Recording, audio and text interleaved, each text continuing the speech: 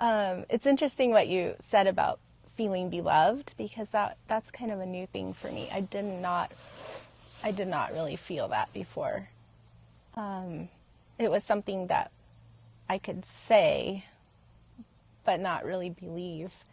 And so I'm seeing a therapist, and I had this really beautiful experience in my therapy where I was kind of talking about my children, and the therapist had me like envision, well, I was supposed to envision myself being held. And I was kind of, it just felt like an altered state almost, but I envisioned each of my children, I have 5, and holding them and the love I felt for them and their unique personalities. And I could kind of hear my therapist talking. We were supposed to be like taking inventory of my body and like relaxing toes, and like, so I could kind of hear it, but I was in my own world completely. And it felt like hours passed. It was so interesting. And then I was the one, I was supposed to feel like I was the one being held, but instead, I felt like God wrapped me in this little, kind of like a robe. My son has this round tortilla blanket. So it kind of started out like that, little cozy blanket being wrapped around. And then I realized, oh, this is a robe. It was like a white robe. And it just tucking in. I don't know, fussing. There's this fussing and just getting it, I don't know. Like all when right. you took a child Yeah. just right? Yeah, and I just felt really like it was kind of a feminine energy, just a little tucking in, you know. And then like something went on my head, I don't know what. And then it was time to put shoes on, and I just felt like I couldn't see what kind of shoes they were, except they weren't beautiful. That's all I know. And I just felt like God was saying to me, these are the shoes you need for right now. These are what'll help you walk. And my feet have given me a lot of trouble, so like that made sense to me. But these, I have shivers. I was kind of like, I wanted beautiful shoes, and I still don't know. I can't picture it. Yeah, I got shoes I could walk in. That was the message. This is what you need for walking right now. It was so beautiful. And then there was like a little heart that got pinned right here, and it said "Beloved" on it. It was so beautiful, and that's what my name means. Amy means beloved. And I just, oh, my word. Ever since that experience, I really, truly have felt beloved. I don't know, it was so amazing. It really was what I needed. And you can't ever lose that. No. You will never forget that. Yeah, it was really beautiful. I love that story, Amy. Yeah. Amy, beloved. I wish everybody could have that experience. It was really neat. You needed But yeah, and my therapist still sometimes asks, so what do the shoes look like? Are they still the same? I don't know. I don't know. It was just for that time. Yeah, For that they're moment. just what I need. Thank you for sharing that story. So cool. Yeah. Love it. Yeah, that experience was so powerful for me because I've never really heard like God's voice audibly, but I felt the experience. So have you ever heard God's voice audibly to you? Mm-hmm. Yes. I think the very first time is probably the most significant for me was one time when I was angry. It was right after somebody had threatened my life. I shared this story on that longer video of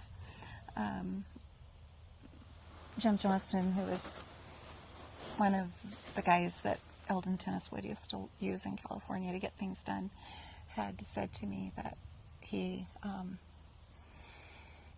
wanted me to convince my father to do something, and I said no. And his response was, Bernita, I've been known to hire someone to take a man down a long dark road where his body would never be found.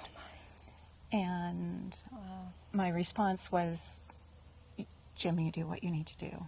And I got off the phone and called the workers, and Sidney Holt was the one that called me back. And when I told him about that experience, my concern at the time was, oh my goodness, he would do such a thing and the workers use him to, it was like it didn't click for me that they knew this already. Yeah. And so Sidney was telling me then that I was maligning a good man's character and that I had a bad spirit. And when I got off the phone, I was just so devastated because I really realized that they knew and they were okay with it.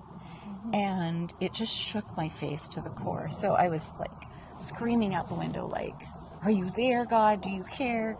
Is there a purpose of life? I mean, I was angry. I was scared, all of those emotions. And then I threw myself on the bed and was just pounding the bed and screaming. And then just a voice. And, could anybody else have heard it? I don't know, but it was so vivid, just cut across everything. And it was like, you've built your house on the sand. And if you seek me with all your heart, all your soul, all your mind, you will find me. And so it was like this warning of where you are. This is what's wrong, and this is what you need to do.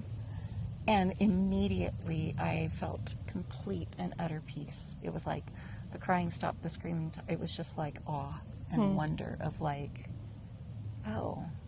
And it was like a reset. Like, I still thought it was in going to meetings, like that came later. It was more that I've put too much trust in people instead of in God. And apparently I don't really even know who he is because he's telling me I need to seek him and find him. So apparently I haven't done that yet. So it was like this reboot. I need to start over. So then reading my Bible and everything was about it was about trying to find him. Like, it was no longer about finding a testimony or checking a list, or it was like, I desperately need to find God. And I read, I pray, I live life from that. I want to focus everything on finding him.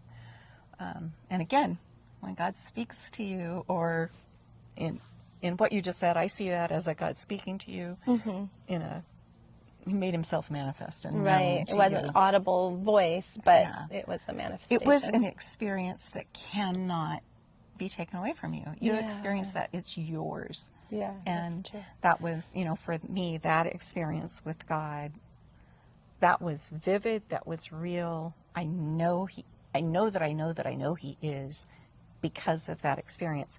And I don't know why I got that experience and some people don't. Because some people cry out for that and have it. Like, that's one of my, okay, God, tell me about this because I don't get it. So do you know in the Old Testament when they would build altars at different places in the road, and they could look back and see that altar, and their progeny for hundreds of years afterwards knew what happened at that altar. That's kind of what your stories are like. They're like an altar in the road. You can always look back and see that and know and tell your children, I love that.